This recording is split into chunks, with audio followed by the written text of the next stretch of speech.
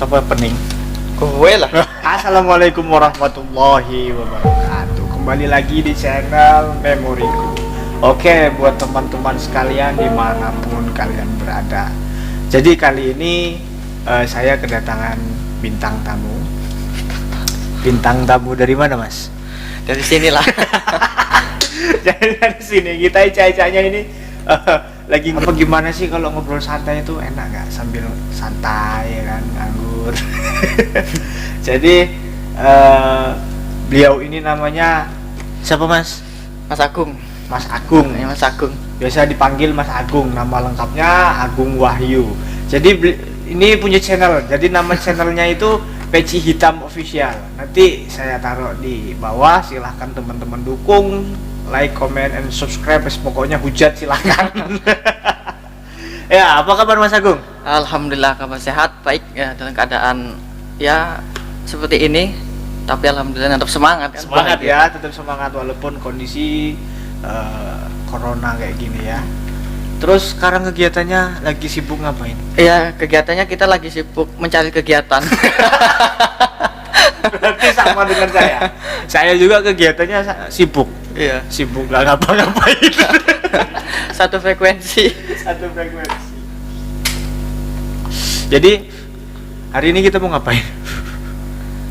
Ya, kita membahas apa yang mau kita bahas hari ini. Mungkin pembahasan yang bisa menambah wawasan bagi kita semua gitu mungkin kan. Oke, menambah wawasan bagi kita semua. Kalau kita ini tinggal di wilayah Kabupaten Bengkulu Utara, mungkin Mas Agung sendiri paham ya kan, kultur di wilayah Kabupaten Bengkulu Utara itu bagaimana. Nah, saya pengen nanya sama Mas Agung nih ya, bagaimana Mas Agung itu menyikapi kebijakan-kebijakan pemerintah, ya kan, yang selama ini di kalangan masyarakat bawah itu sepertinya itu terasa kurang memihak gitu. Ya, maksudnya terasa kurang memihak, ya banyak lah ya kan, pembangunan yang tidak merata dan lain sebagainya. Nah, kira-kira tanggapan Mas Agung soal itu bagaimana? Ya, tanggapannya sih biasa aja sih. Ya, tanggapannya tuh cukup biasa aja. Karena kalau kita tanggapi dengan hal-hal yang seperti itu dengan luar biasa, ya semuanya akan kacau. Jadi ada kalimat itu bunyinya yahtarimu walidayhi wa mu'alimihi. Jadi apa yang dikatakan orang tua itu menjadi sebuah kehormatan. Kemudian kita juga harus menghormati orang tua dan juga guru. Ya, dalam intinya yang lain seperti ini. Ketika kebijakan pemerintah itu mungkin ikhtiar lain untuk sebuah perubahan yang lebih baik. Cuma untuk kalangan kita, untuk kelas yang bawah itu mungkin kok kayaknya keadilan itu masih susah gitu kan. Ya. Keadilan tuh masih susah. Jadi di situ karena pemerintah itu dianggap dituakan, maka kita tetap pakai yahtarimu walidayhi wa mu'alimihi. Mereka itu kita anggap sebagai orang tua dan guru. Bisa jadi apa yang mereka rencanakan itu lebih baik. Mungkin waktunya aja yang belum sampai ke kita. Belum sekarang ya, gitu belum ya. sekarang. Jadi intinya itu kita tetap harus mematuhi apapun yang dihimbau oleh pemerintah. Nah, dalam hal itu kaitannya ya kan, banyak sekali Mas Agung masyarakat itu yang di telinga saya itu protes A, B, dan C ya kan, terkait isu-isu yang beredar seperti COVID dan lain sebagainya. Padahal notabene-nya memang sebenarnya kalau pengetahuan saya ya kan, pemerintah itu menghimbau itu ya untuk kebaikan kita bersama. Akan tetapi yang diterima, pemahaman yang diterima di masyarakat itu kok kayaknya tidak sampai gitu maksud dan tujuan dari pemerintah kepada masyarakat. Nah, menurut Mas Agung gimana sih caranya? Maksudnya ini masukan untuk kalangan pemerintah ataupun masyarakat. Untuk kalangan pemerintah sendiri bagaimana caranya menyampaikan maksud dan tujuan kepada masyarakat supaya lebih tercapai maksud dan tujuannya, tersampaikan ya kan. Terus untuk masyarakat sendiri itu gimana sih biar bisa selalu positive thinking kepada pemerintah, itu gimana? Jadi ketika ada pemerintah mengatakan ini dan itu, kita sebetulnya sudah menyampaikan apa yang kita sampaikan pada mereka sebagai rakyat biasa, masyarakat biasa. Jadi seharusnya pemerintah itu jangan menggunakan bahasa yang sulit gitu. Jangan menggunakan bahasa juga yang mudah, tapi gunakan bahasa tindakan. Masyarakat itu nggak butuh bahasa kias-kiasan yang bagus. Iya. Nah, naturalisasi puisi yang indah, pantun-pantun yang jenaka, nggak butuh gitu. Jadi Iya, mereka iya. tuh butuh realisasi yang nyata gitu. Dan masyarakat itu juga nggak butuh ayo kita di rumah aja, Iya. ya kan, kita di rumah aja terus biar kita sehat. Toh buktinya masyarakat di luar juga ketika dia bekerja segala macam alhamdulillah Sehat ya. Justru dengan di rumah aja dia nggak berkegiatan, itulah yang sakit. Sakit. Terus masyarakat bukannya nggak mau menuruti apa yang pemerintah lakukan. Saya sebagai rakyat, saya mau menuruti pemerintah, ya kan. Saya manut kok kalau suruh di rumah, Iya. cuma manut. Cuma masyarakat itu inginnya ketika di rumah beras itu ada, Ya. mungkin yang rokok itu ada, Iya. kopi punya. Mereka mau di rumah aja. Kalian itu yang kaya ya kan, yang followersnya banyak, yo di follow, subscribe-nya banyak. Tolong dong bangun, ya, jangan ngimpi terus, jangan tidur terus, bangun dong, bantu kita yang rakyatnya di bawah tuh yang susah. Ya gimana mereka mau makan kalau suruh di rumah terus? Mereka tuh nggak butuh kata-kata kamu yang bagus, mereka tuh butuh beras untuk makan itu loh. Jadi image masyarakat itu bukannya nggak mau nuruti pemerintah, mereka sangat mau. Justru sangat patuh daripada kalangan atas. Iya. Sebab apa? Mereka tahu resikonya. Cuma mau gimana lagi? Gitu. Jadi mereka keluar itu bukannya membangkang, tapi membantu ekonomi keluarga. Juga Gitu. sekaligus perputaran perekonomian di wilayah masing-masing juga Iya. berputar gitu ya, Mas. Terus akan Ya? berjalan gitu. Berjalan gitu ya. Jadi perlu teman-teman ketahui ya, Mas Agung ini pernah ikut Mas? Duta atau Pemuda pelopor. jadi perwakilan untuk Provinsi Bengkulu di pusat ya kan, itu sebagai pemuda pelopor di bidang apa Mas? Waktu itu saya di bidang wisata, kemudian pengembangan pangan. Pengembangan pangan ya. Kita tingkat nasional, alhamdulillah itu lawannya kita 34 provinsi. Alhamdulillah Bengkulu waktu itu kita dapat pemuda hebat, pemuda terbaik itu urutan kelima. Wah, luar biasa. Harus diapresiasi yang seperti ini. Jadi sebenarnya Mas Agung ini jarang kelihatan. Karena dia di rumah aja, saking mematuhinya himbauan pemerintah itu tadi. Padahal sebenarnya beliau ini pemuda yang sangat berprestasi. Sudut pandang dan lain sebagainya, argumental dan pola pikirnya itu banyak dipakai di masyarakat. Nah, untuk menyikapi hal yang demikian berarti pada intinya kita harus melihat dari sudut pandang yang mana, ya kan, sebagai masyarakat dan sebagai pemerintah yang mempunyai kewenangan di bidang kebijakan, itu tergantung bagaimana cara penyampaiannya. Jadi titik poinnya di situ ya Mas Agung ya. Terus kira-kira untuk kedepannya nih ya, untuk pemuda yang ada di Bengkulu Utara, di Bengkulu, di Indonesia pada umumnya, harapan dari Mas Agung apa? Jadi ada kalimat su'ul khuluqi la yu'di. Jadi jeleknya akhlak itu akan mudah menular itu. Iya. Kemudian walakin husnul khuluqi ila yu'di. Namun akan tetapi jeleknya akhlak itu, bagusnya akhlak itu tidak mudah untuk diterima. Jadi sebagai pemuda itu kita penopang bangsa tuh untuk masa depan. Jadi kita harus berpikir baik, harus terus berbaik sangka sama orang lain, sama keluarga, pemerintah dan segala macam. Kita nggak boleh husnuzon suuzon terlalu tinggi. Husnuzon boleh, itu yang sangat tinggi, tapi husnuzon juga kita perlu, cuma jangan terlalu tinggi. Contoh, ketika ada seseorang itu kan, dia bertani semangka, ya kan? Dia protes, lah Allah ini, Tuhan ini nggak adil ini. Kenapa nggak adil? Lah wong semangka pohonnya kecil kok buahnya gede. Iya. Maka punya batang lagi ya. Nggak punya batang lagi. Masuk akal nggak? Nggak masuk akal itu. Lah terus dia pulang ke rumah. Lah waktu mau pulang ke rumah istirahat di bawah pohon beringin. Loh, pas di bawah pohon beringin istirahat kejatuhan buah. Kletuk gitu kan. Sambat dia, bilang, "Wah, ini untung saya kejatuhan buah beringin, buahnya kecil." Kalau buahnya segede semangka. Kalau buahnya segede semangka, jadi apa pala saya? Gitu kan. Iya. Terus dia berpikir lagi, aduh, berarti saya tadi yang salah. Memang Tuhan itu adil. Buktinya apa? Kalau pohon beringin buahnya segede semangka, jadi apa pala saya? Gitu. Jadi kita harus husnuzon, selalu berbaik sangka. Tapi jangan pula terlalu husnuzon ya. Tapi tetap ada suzon itu boleh. Cuma tidak boleh terlalu itu. Jadi lebih tepatnya itu kayak berhati-hati gitu berhati-hati. ya, buat menjaga segala sesuatu yang tidak diinginkan. Tidak diinginkan. Jadi ada satu kata gini, Tuhan itu sering menghancurkan apa yang udah kita rencanakan. Iya. Kenapa? Sebelum rencana yang kita buat itu menghancurkan diri kita. Itu.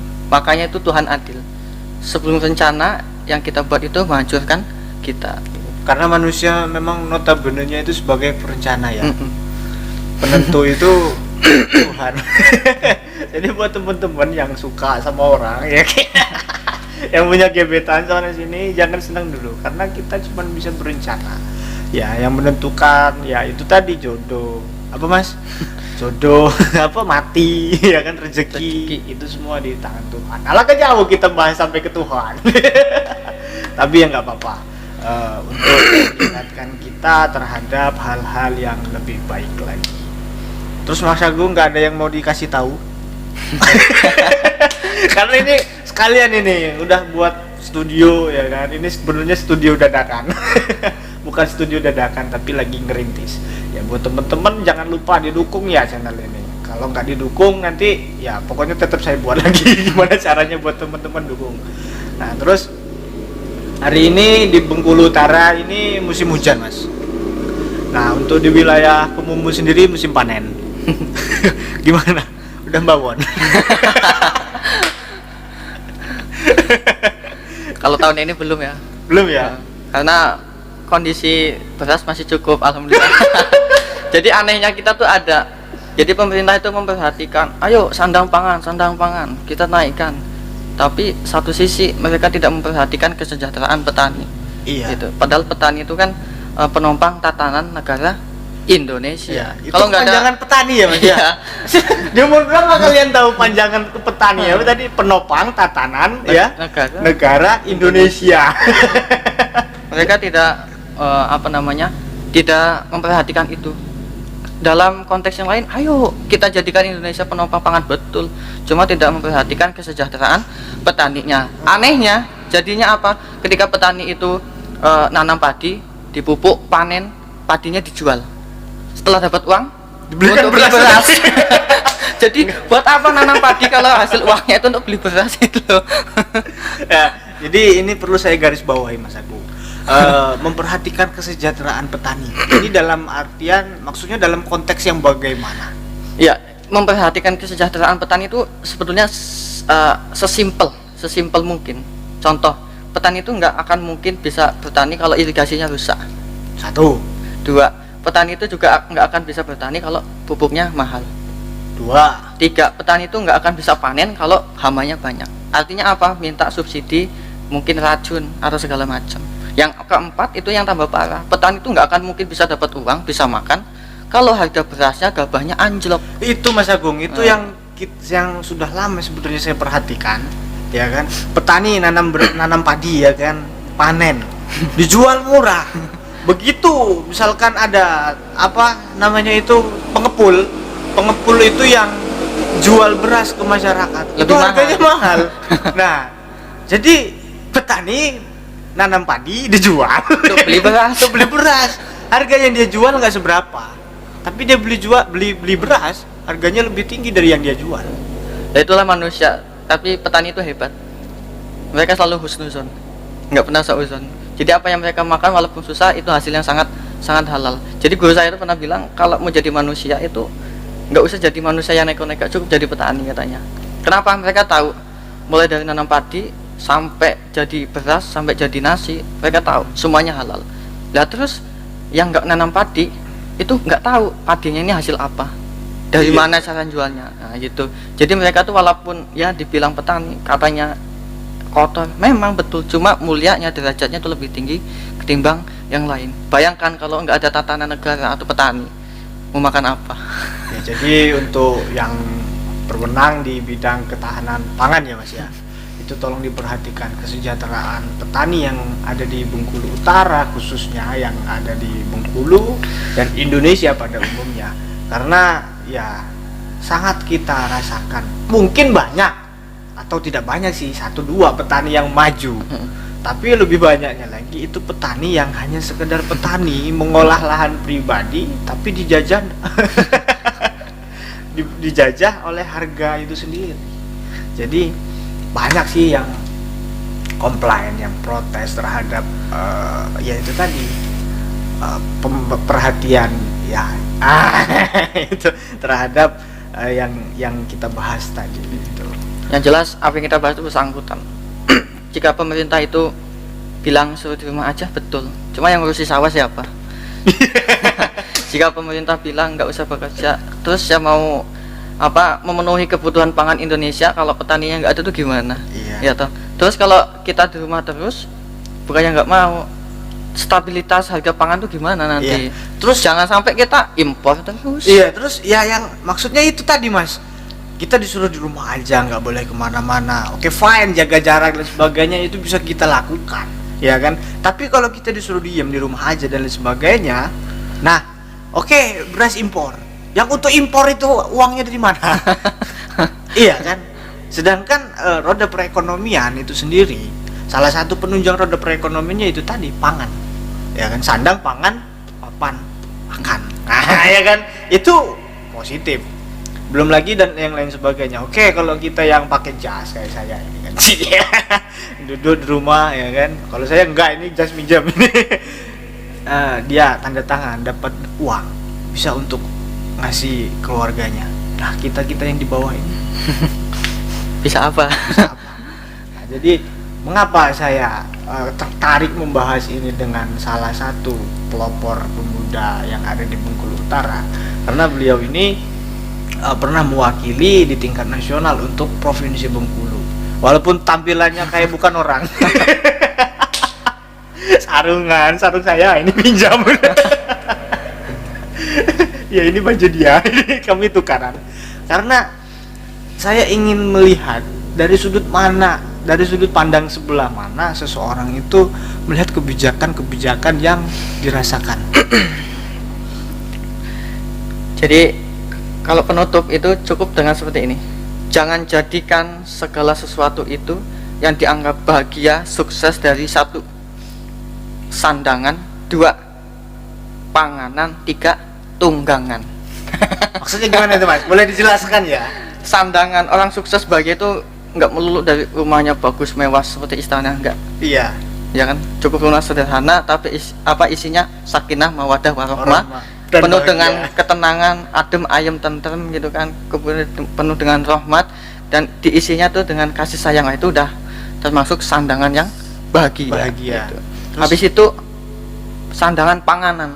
Panganan untuk orang yang bahagia, orang yang sukses itu nggak harus makanan yang mahal, cukup dengan nasi, ya kan, seumpama terasi, ubi dan segala macam, itu pun sudah bahagia.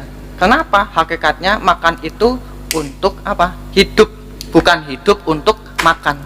Jadi bedanya manusia dengan hewan itu cuma satu. Kalau hewan itu hidupnya untuk makan, kalau manusia itu makannya untuk hidup. Nah itu. Yang ketiga itu tunggangan. Jadi yang disebut suksesnya manusia, hebatnya manusia, bahagianya manusia itu bukan tunggangannya mewah tuh enggak. Yang penting tunggangan itu bisa memenuhi kebutuhan untuk bekerja, mencari nafkah dan rezeki yang lainnya. Ya, gitu. Itu masuknya ke bab syukur ini. Itu kayaknya masuknya ke bab syukur. Jadi itu babnya berat tuh Mas. Jadi seperti itu. Ya, kalau kita sudah bahas bab syukur itu kayaknya berat. Apalagi bab sabar. Itu emosian terus itu. Ya. Terus kalau menurut Mas Agung, kalau untuk pemuda di Bengkulu Utara ini ya kan, itu sudah dikatakan sumber daya manusianya itu sudah dikatakan mumpuni atau belum, Mas? Kalau untuk sumber daya manusia SDM belum semuanya, cuma sudah banyak. Hanya saja pemaksimalisasian sumber daya manusianya yang belum maksimal. Contoh kecilnya ketika si anak ini memiliki bakat sepak bola, Iya. kemudian sekolah, nilai matematikanya anjlok jebol, dianggap Bodoh. bodoh. Coba kita balik, yang anak bisa matematika nggak bisa sepak bola, apakah kita anggap dia bodoh? Enggak kan? Itu. Jadi apa? Semua orang tuh punya bidangnya masing-masing dan itu semuanya bagus. Dan di Bengkulu Utara itu udah punya semua. Bidang sepak bola, olahraga segala macam punya, yang fisika, matematika segala macam punya, bahasa Inggris dan segala macam punya, kemudian seni budaya dan segala macam punya ada. Cuma satu yang nggak ada, wadahnya untuk memalisasikan itu semua. Itu kita punya yang namanya Dispora, Dinas Pariwisata dan segala macam. Itu sebetulnya untuk wadah. KNPI ya kan? Iya. Itu sebetulnya untuk wadah semua, tapi ya bukan kita mohon maaf aja, nggak ada jalannya sampai saat ini. Maksudnya ada wadahnya tapi tidak dioptimalisasi dioptimalisasikan. dalam memakainya. Itu tadi benar dengan apa kata Mas Agung. Berarti kan banyak yang punya potensi tapi mau ngembangkan bingung Iya, di mana. Nah, sedangkan orang Indonesia itu sering menilai dari apa yang seharusnya tidak di situ gitu kan. Jangan pernah menilai ikan dari caranya dia memanjat pohon ya kan. Ya itu tadi kan yang Mas bilang. Ada anak yang pintar main bola, dia bodoh di bidang matematika, tapi orang sudut pandangnya justru yang kekurangannya dia itu. Sedangkan kita punya wadah sebenarnya untuk mengembangkan itu di Dinas Pemuda dan Olahraga salah satu contohnya. Nah, mungkin ada program-program yang harus disosialisasikan, yang harus dikembangkan untuk pemuda-pemuda yang ada di Bengkulu Utara. Sekarang ada apa enggak? Jawabannya kalau ada apa enggak, ketika kita tanya kepada mereka pasti jawabannya ada. Cuma jangan tanya ada atau enggaknya, tapi tanyakan jalan atau tidaknya. Iya. Kalau bilang jalan atau tidaknya, ya kita tahu sendiri. Iya. Itu aja. Realita kehidupan kita yang merasakan seperti itu ya. Terus mungkin ya banyak dari kita yang merasakan hal-hal yang demikian, punya keluarga, sanak famili ataupun mantan ya kan. Itu punya bakat yang bisa dikembangkan tapi bingung wadahnya mau kemana. Intinya pesan kami, tetap berjuang, tetap berusaha, kembangkan bakatmu, kembangkan potensimu, tetap jadi pemuda yang selalu berusaha dan memaksimalisasikan apa yang kita punya, sehingga nanti kedepannya bisa membantu pemerintah, membantu warga, membantu masyarakat untuk memenuhi segala sesuatu yang belum ada di Indonesia. Oke. Salam pemuda. Gimana salam pemuda, Mas? salam Oke. pemuda, salam jaya Indonesia. Oh, mantap. Kalau saya lain lagi itu, Mas. Oke, sampai di sini dulu ya obrolan kita. Kalau kalian tertarik dengan konten ini, mungkin kalian bisa langsung DM Mas Agung di Instagramnya @agungbonggolan atau di Instagram saya @rangga.lungset19. Oke. Oke, selamat berjumpa lagi. Assalamualaikum warahmatullahi wabarakatuh. Kameramen, take off.